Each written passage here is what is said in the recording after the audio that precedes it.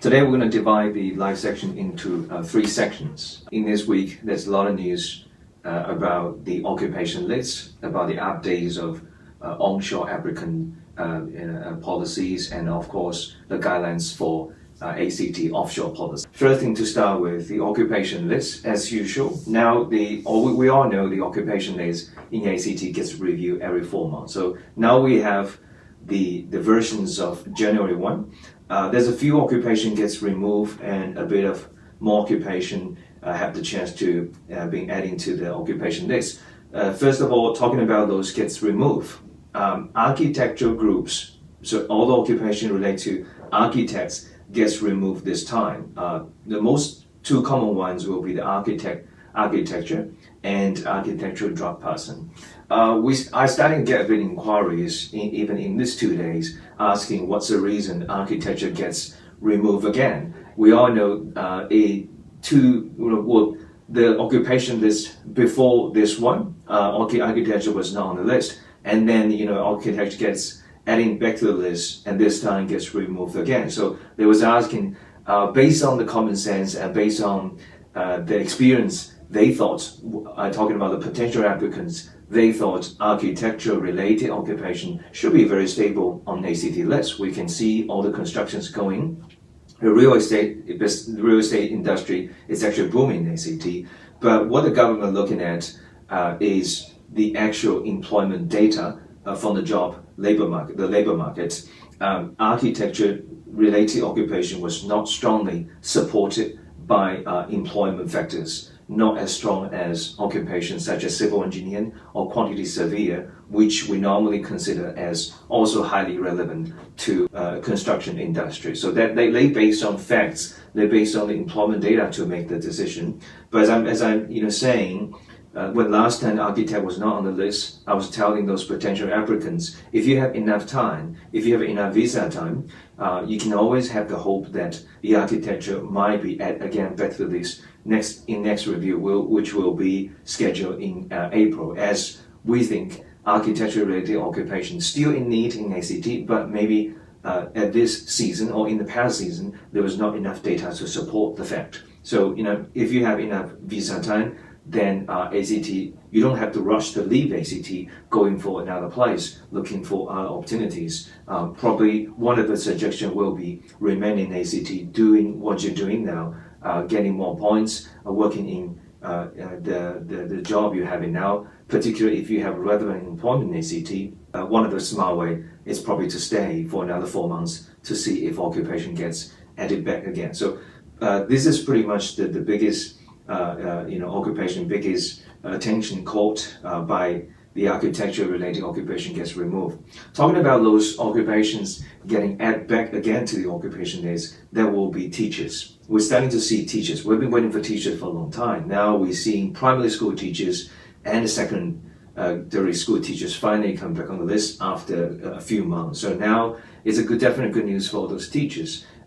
These, again, based on the common sense we have and the factor we know about ACT need a lot of teachers in a lot of schools, and childcare as well. So they're adding another position for childcare, that is a childcare center manager. Of course, there are more occupations such as baker and pastry chef back on the list again, which is good for those trade skills. And there's a few trade skills gets removed from the list, such as hairdresser. So then that's maybe enough hairdresser. Electricians also gets removed from the list temporarily. Not a major change. Overall, it's somewhere around 20 occupation lists in and out altogether. Next review time will be scheduled in April, mid of April probably. So those gets removed from the list. You can always wait till April to see if you get bring back on the list again. Second part, we're going to talk about the newest version, the January versions for onshore applicant in ACT. Well, again, not much of major changes in the new ACT guideline. One of the major ones caught attention of a lot of people, that is in the points awarding to close family tie. This time, uncle and aunt being awarded for 10 points. So if you have a family member, including parents, grandparents, brother, sisters, and uncle, you'll be awarded 10 points. So finally, to having an uncle and aunt in Canberra become useful. Actually, I think when the AC government make the change of adding aunt and uncle, they try to explain the scope of those people who benefit from the policy, because the definition for close, well, the purpose of having this point awarding to close family tie is to giving a bit of points award to those people who have stronger connection to ACT, saying if you have uncle and aunts in ACT, they may probably better help you to settle in ACT, find a job in ACT. Another change, slightly change, we're seeing that is the requirement for the applicants to applicant skill employment points. Previously, the requirement is if you want to claim 20 points, for being working in the same nominated occupation, you need to have a relevant qualification. So that's simply saying if you are accountant and you try to get accounting points working as accountant, and you have to prove you have an accounting qualification, but now that's not really compulsory anymore. As long as you get a skill assessment for the assessing body, and you'll be able to claim the 20 points. Another thing gets deleted from the previous guideline, that is the RPL.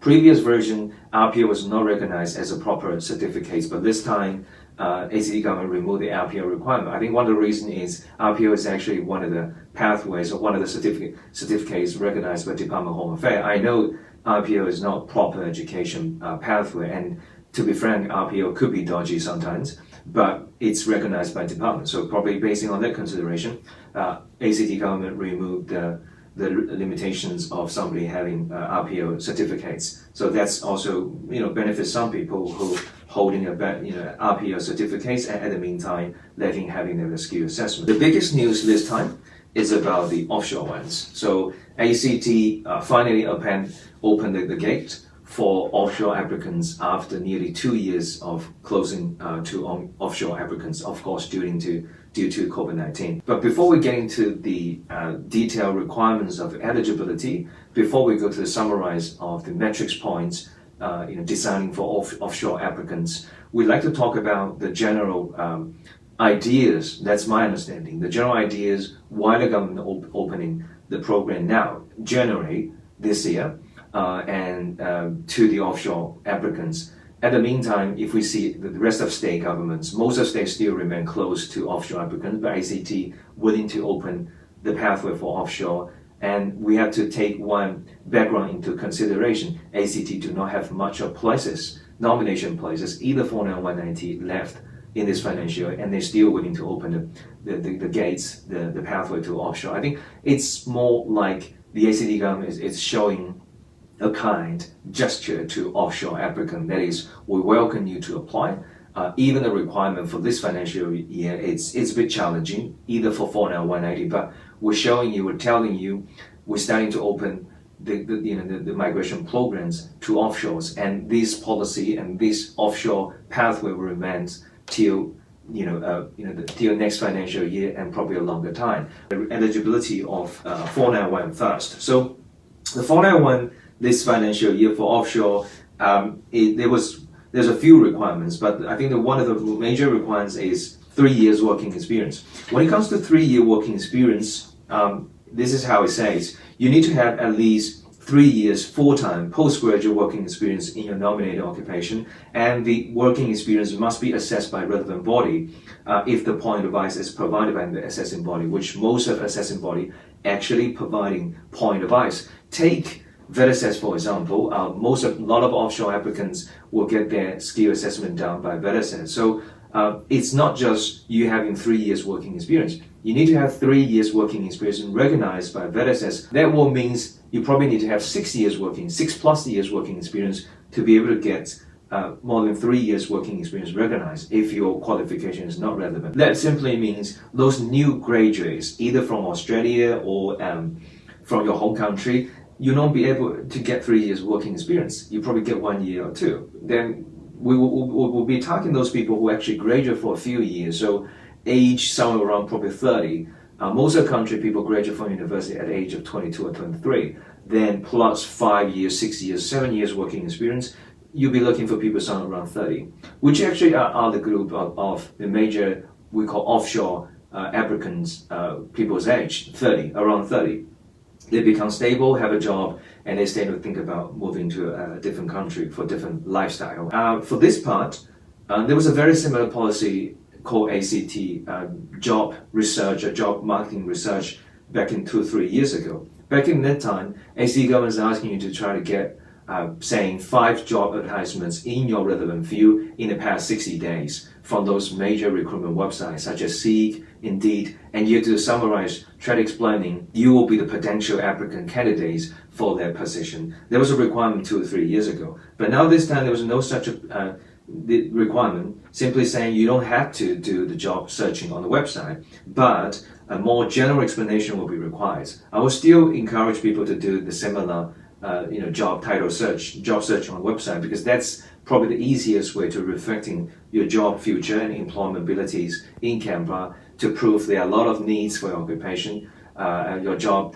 Take marketing specialist, for example. If you're doing marketing in your home country and get skill assessment and you meet all the eligibility and criteria and you get invited and now you're trying to apply for the nomination, the easiest way to try to do it is go for the website, search any marketing related occupation and needs in ACT and try to comply your backgrounds and your experience and your ability to those positions descriptions, saying, I will be the person perfectly fitting this position. I will definitely provide my support to this job or something like that, and also give it a bit of general ideas about ACT labor markets.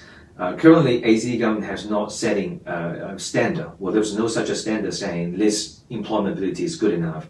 It will be officers' power to say this report is good enough or not. If the officer is not satisfied, the reports be able to satisfy that you will be, you're employable in ACT in Canberra, your nomination will still be considered refused. These are 2 major requirements for 491 potential applicant. There will be 3 years working experience and you have to do an ACT employability.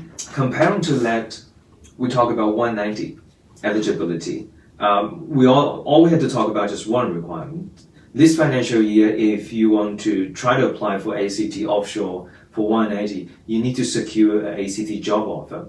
That means you have to have a job offer in your nominal occupation, and this position needs to be in Canberra and will be available for at least 2 years. When it comes to the interpretations for be available for 2 years, I think what the government try to see, this is not short-term employment. This is not a casual position.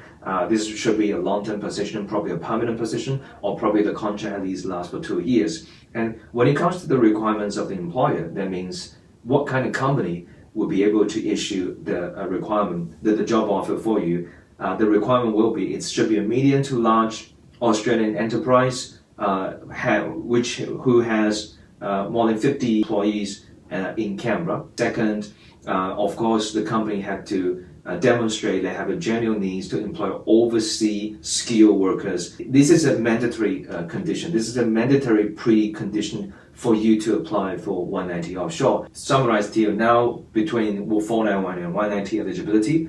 491, 3 years working experience. You have to do an employability statement.